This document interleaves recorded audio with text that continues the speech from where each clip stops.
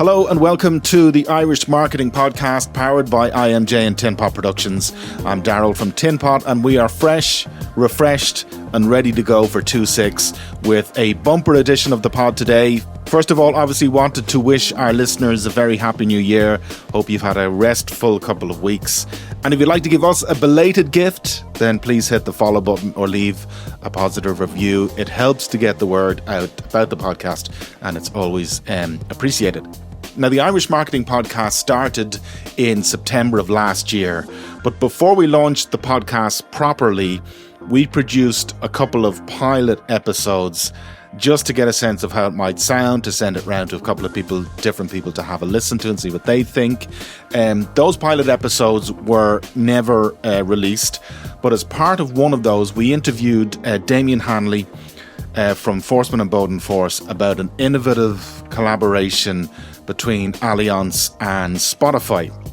At the time, I thought it was a great campaign idea and a nice piece for the podcast. But as I say, most people haven't heard it because by the time the podcast launched properly, the timing just wasn't right, etc., etc.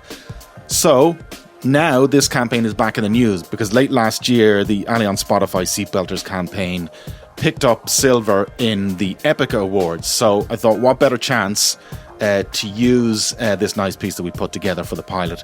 So from the vaults, we'll have that. It's an interview with Damian talking about the background to that campaign. Thereafter, in part 2, we'll have Jonathan McCrea, Futureproof presenter and AI trainer and consultant par excellence, talking about some of the upcoming technology implications for marketing and advertising in the coming year. The likes of AI ubiquity. What's increasingly become obvious is that we're going to have AI in everything. And I'm kind of a bit sick of this now. It's like, waiter, there's AI in my soup. How to tailor your content to the algorithm overlords. Having a beautiful CV is a really bad idea now. Creatives I know who listen to this podcast and marketers, what? And something about antelope-based documentaries. You can stick around to find out about that. First, though, from Forsman and Bodenfors, Damian Hanley from an interview recorded way back in May of last year.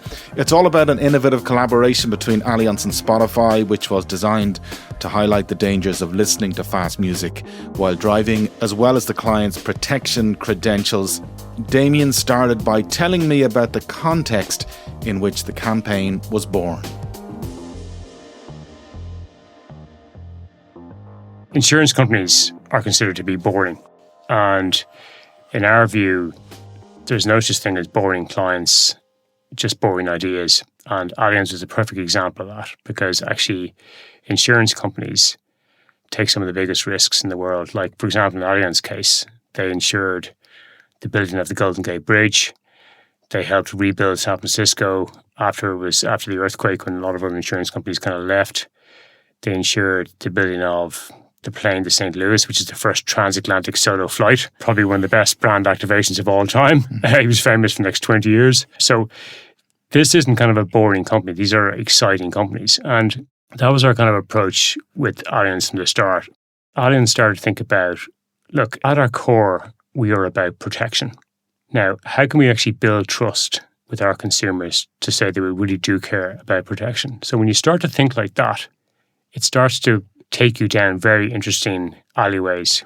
Once we're on that journey, we start to think about young people in particular are dying on our roads because they're driving too fast. We started to think about how could we set out to protect them. And about 2 years ago, one of the people who used to work for us, Nicole, was driving into work and she noticed that when she was listening to loud, fast music, that she drove a little bit faster or switched lanes. And she arrived into work and said, look, I had this thought about the BPM that you listen to affects your driving.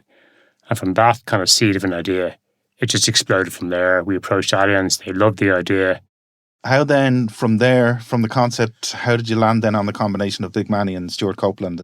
Our producer, Kieran, came in one day and said, look, Stuart Copeland, who's the drummer from The Police, is actually really interested in the science of music. He's doing a program at the moment with the BBC. I reached out to him just on the off chance, and unbelievably, he's agreed to do it. And we're all like, oh my God, that's amazing. But then we said, hang on a second, the problem people are the younger generation, so we need someone who also speaks to them as well. Yo fam, Big Manny here. And man's got some science on music to help keep you safe, innit? Big Manny is a guy who uploads social content about really interesting scientific concepts. He's got 3 or 4 million viewers. He was up for doing it and he was perfect. Music influences our feelings and behavior. Can influence how we drive too. When you listen to music with high beats per minute, it can stimulate the part of the brain that processes danger. The fight or flight response is going to be triggered in that, telling you to react, not think. Alertness drops, speed increases, safety takes a back seat. So they didn't know each other prior to this. You brought them together effectively. When Big Manny met Stuart Copeland on set, he admitted to Stuart Copeland that he had to Google to see who he was. And Stuart Copeland was very self-effacing humour, said, "You weren't even born when we'd long since finished our final album with the Police."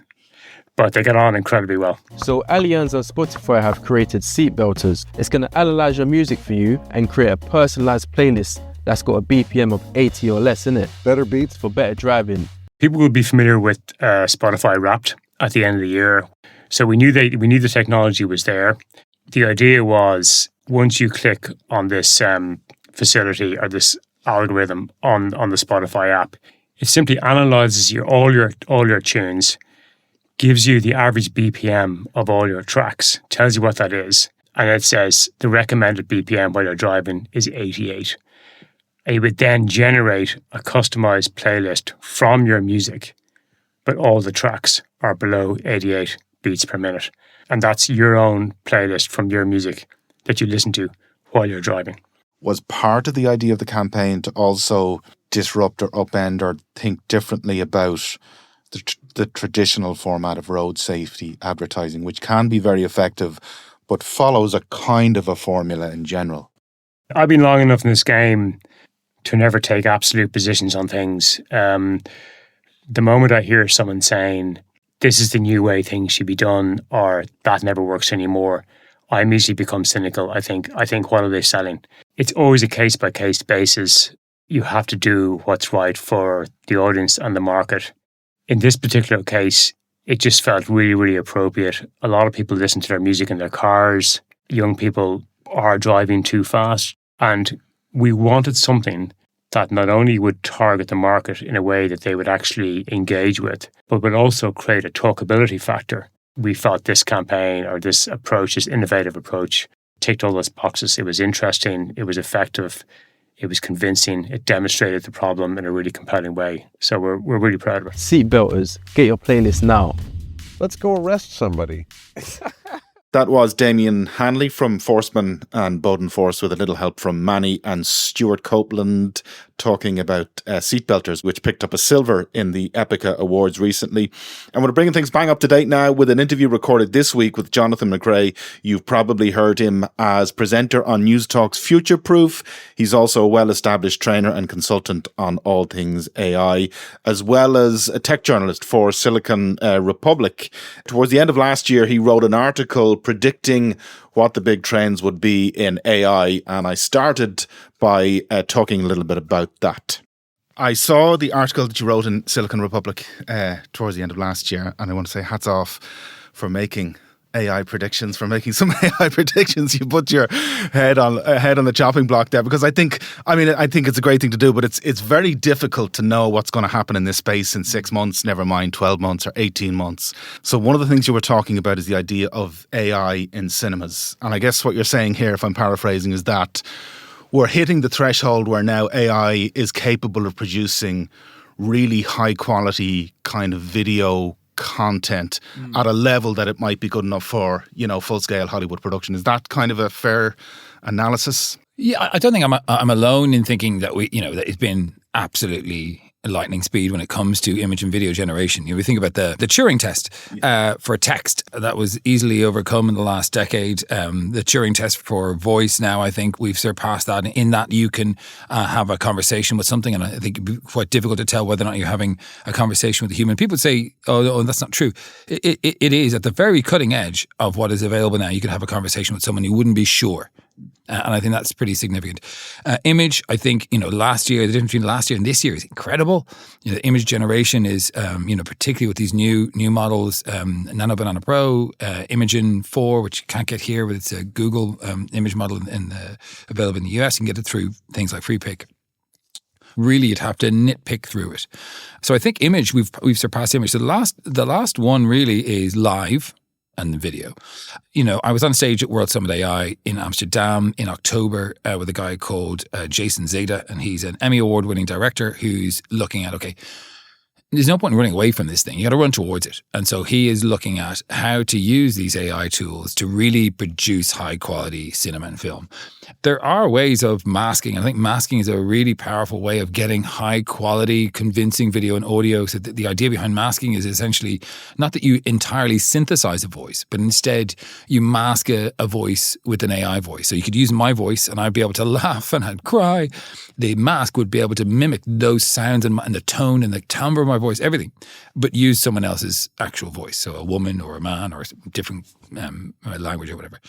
The error rate is reducing rapidly and the cost is reducing rapidly. And certainly short films, we're going to see a lot of them this year, I feel. Whether or not we'll see a full feature film, I don't think so, but we'll see that being proven as being possible, I think. One of the other areas that you mentioned, and I think this is kind of a very broad question, and I'm not obviously an expert in economics, I suspect you may not be either, but if you think about it, you've got 5 players, Google, OpenAI, Meta, Anthropic, and X, who are primarily the main investors in this. You've got in the region of 200 plus billion investment last year alone, which is 50% of global VC funding, if my research is to be believed. So there's an incredible investment there.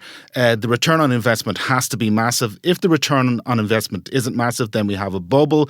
And if the bubble bursts, my question is, AI is not going to go away. Obviously, it'll still be here. But what do you think are the parts of AI that will stay around, that will be sustained if everything goes tits up?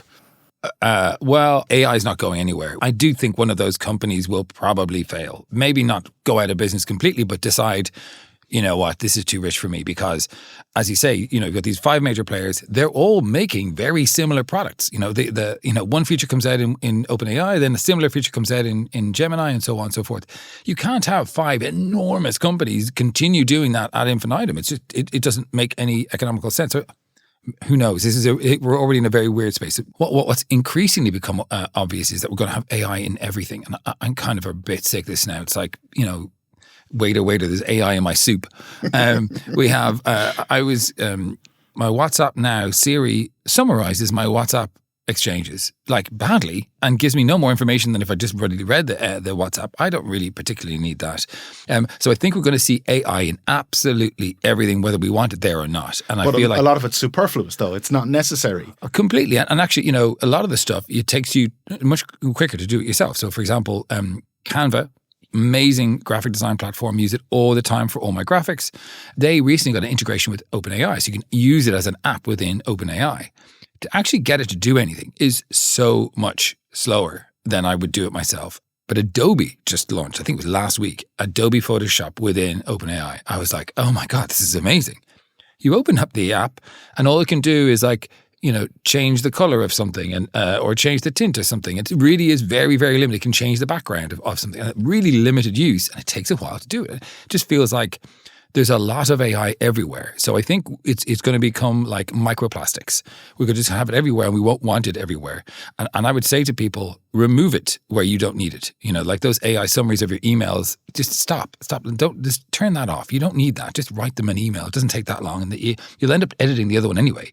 What we will find is agentic AI. It will come to fruition. And can you talk to, when you say agentic AI, specifically what that means and how that will work, how that works in practice? When it comes to agentic AI, the way I define it is that your AI is making decisions autonomously. You give it a task and it goes, oh, I'll probably need to open a browser for that and I'm going to need to do that and actually I need to write some code. And so it's not you telling the AI in a chat, do this, and it does it. It's you telling the AI, here's the big thing I want you to do, and I want you to do it for me. So say, for example, with Comet, which is a product by Perplexity, I can get it to go off and do something like, say, for example, a friend of mine was telling me about this ottolenghi recipe with basil and pine nuts and I think it's anchovies. Can you find it for me and put all the ingredients in my Tesco shopping basket? It will do all of that. Agentic AI is figuring out the tasks that need to be done and then planning that and then executing that. In terms of your training, and you do a lot of work obviously in Ireland internationally, as you say, training consultancy around AI, what are the questions that people are repeatedly asking you about AI? Over and over, is this safe? Can I put client confidential information into this? And I often say, well, has the client allowed you to do that? Have you given permission? Does your SLAs or do your public documents, do they say that we're going to use your data? Because if not, then you haven't got consent. And GDPR is probably more likely, or your client agreement, you could be sued because you breach giving your information to a third party. So there's lots of reasons why that is the number one question. I suppose the next question is, where do I start? A lot of people feel very overwhelmed with all of the stuff that's going on. There's a sense of urgency and fear. I think it's not misplaced. I do think that it's probably right that people do think, how is my business going to be changed by this? To me, that kind of comes back to the point you were making earlier about, because there's so much superfluous shit out there, people don't really know where the value is because they see the superfluous stuff that is maybe interesting but not ultimately very useful. So it's just hard for people to understand. Everybody's telling me I need to use AI, but I don't see where the value is for me necessarily. Yeah. Absolutely. And yet there's a lot of those people would have really bad chatbots, which is just, to have a bad chatbot that doesn't not only answer the questions that your customers might have in natural language that makes sense, but also correctly upsells and reads the conversation and decides now is the time to hand this person over to a live salesperson. If your chatbot can't do that, then it's not where the entry level of chatbot technology is. Is it a step change? Is it difficult to have a chatbot that is at that level? I could do a chatbot for you in about 15 minutes. Okay, for a company, you mean? For a company, yeah. Yeah. Okay. And all I would need is documentation. Chatbase.co is a website. You basically tell it what you want it to say, how you want it to be. You tell it what you don't want it to do, create your bot. And then all you need to do is give it knowledge about your company, about your products, and say, if you don't know, say you don't know and give them an email address. Like, that's absolute basic, but it'll do a great job of that, much better than most people's chatbots. And you could just say, here's a URL, skim the website, all the information is there, start from that, give it some notes, and then iterate over time. Absolutely, yeah. It's data. And I think the best advice I would give to someone listening to this right now is think now about how your documents that you're creating today will be read by machines. I'm giving a free AI workshop to job seekers in a couple of days on the 21st of January if you're before this. And one of the things I wanted to talk about is how AI systems scan CVs and how having a beautiful CV is a really bad idea now. Actually, you want a CV, and the creatives I know who listen to this podcast and marketers are like, what? So there's these things to think about. So if you have a whole document stored at home, don't call your document final, this one last, I promise, .doc. Call it by what the name it is. So when the AI in the future needs to find it and needs to know what's in it, don't have loads of text and don't have loads of graphics and complex things in a document that you want AI to be able to read and understand. Anything you upload into a machine where it says upload your CV here, I would have that as a plain text, no images, in only one column, simple text file. Make it look nice with fonts and font sizes and bold and so on. That's all fine, but don't put anything else in it and have it as a PDF. I want to come back to the other things you mentioned in your predictions, AI avatars. So some are skeptical of whether an AI avatar has an ability to connect, but I think you had mentioned that there's research to show that actually people are happy enough to say, I know this is an AI avatar, it's part of a brand, I'm happy to kind of, relate to it and interact with it. So what's your thoughts on the whole avatar thing? So 3 pieces of interesting information. One is that people are more likely to impart private information to a machine than they are to a human. Given all other things being equal. There was a speaker at World Summit AI who presented her research that showed that, if you create a robot with a face and ask people to speak to it, they're more likely to share stuff that they might be embarrassed. They might give more, clear feedback and so on because they don't have the eyes boring into their shoulders. So they feel like they're not being judged. They're not being judged, absolutely. Yeah. So they talk, plainly because they know they're not being judged because it's a machine. So that's one thing. The second thing is that customer service has been for such a long time deeply flawed. I mean, customer service, and particularly phone customer service, is so bad. It can only get better. So large companies making you wait for a very long time, insisting that your call is important to them. You know, do I want to speak to a chatbot that is well trained, that is an avatar? Absolutely, I do. Have you had any temptation? So you have great credentials in this area. You would do a lot of training consultancy. Has it crossed your mind to say that you could create an online training avatar where people could go and get advice and use some of the, like, is that something that's crossed your mind? Oh yeah, absolutely.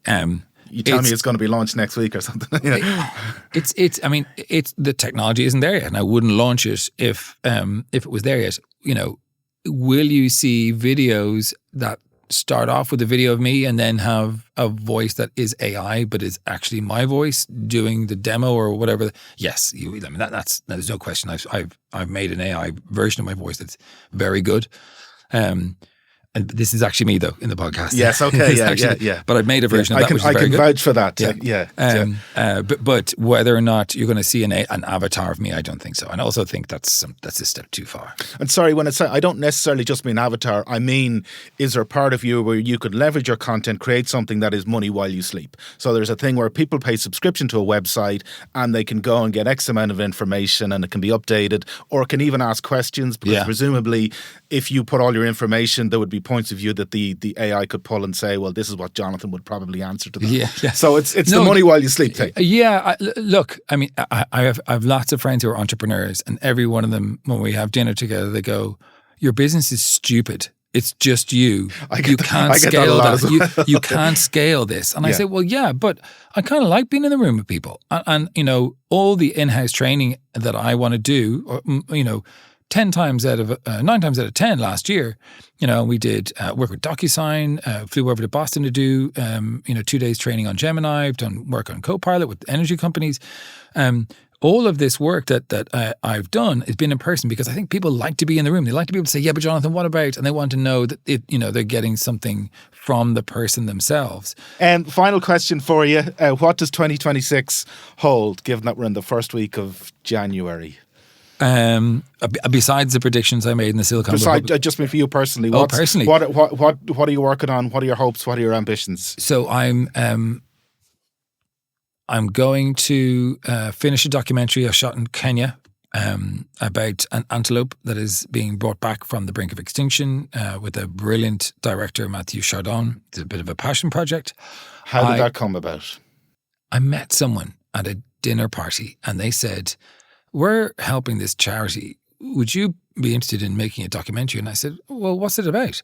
And she said, oh, it's about an antelope in Kenya. And I said, yeah, I think I might be interested in that. She's like, you come with me, we'll put you on a plane. I said, yes, this all sounds great. So had you been waiting all your life for somebody to ask you to do an antelope documentary, and the moment arose? Do you know what, Daryl? I made a commitment to myself maybe 8 or 9 years ago that every year I would find something I wanted to do and find a way to make it happen. What I'm going to try and do is say yes a lot more in 2026 to the stuff that I really get excited about. And I also want to try and bring a community together. I really miss Twitter. I miss it with my soul. I loved talking to people, hearing what they were going to say, having a bit of banter, sharing my thoughts, and having people tell me I was stupid or I was wrong or correct me or send me the right link. People don't do that on LinkedIn. No one really fights with anyone on LinkedIn. I hate it. I hate posting on LinkedIn. It's a lot of surface, isn't it? I hate it. And Twitter, if someone followed you, they would see it if they were sitting down. That's great. When the American elections happened, I said, who am I going to talk about with this? I'm definitely not doing this on Twitter. And so I created a WhatsApp group, and I said on LinkedIn, I said, if you want to talk about the elections, join my WhatsApp group.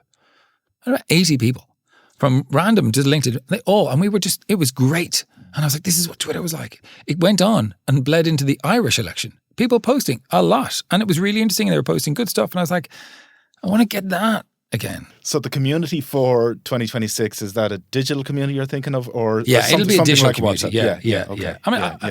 Yeah. Thanks very much, Jonathan. That was lovely. It's been Thanks, great. Daryl.